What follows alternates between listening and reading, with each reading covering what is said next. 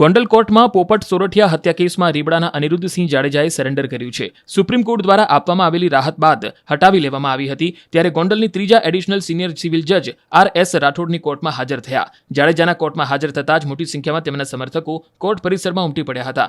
ગોંડલની કોર્ટના આદેશ મુજબ અનિરુદ્ધસિંહ જાડેજાને જૂનાગઢ જેલમાં મોકલવામાં આવ્યા. પરંતુ અમિત ખૂંટ આત્મહત્યા કેસમાં પણ અનિરુદ્ધસિંહનું નામ હોવાથી ગોંડલ પોલીસે જેલમાંથી અનિરુદ્ધસિંહનો કબજો લીધો. તાલુકા પોલીસે કબજો મેળવ્યો અને અનિરુદ્ધસિંહ જાડેજાને જૂનાગઢથી ગોંડલ તાલુકા પોલીસ સ્ટેશન ખાતે લાવવામાં આવ્યા. ગોંડલથી જૂનાગઢ જેલમાં અનિરુદ્ધસિંહ જાડેજા 19 સપ્ટેમ્બરના રોજ સાંજે 7 કલાકે પહોંચ્યા. ત્યારબાદ આશરે 3 કલાક જેટલો સમય જેલમાં રહ્યા હતા.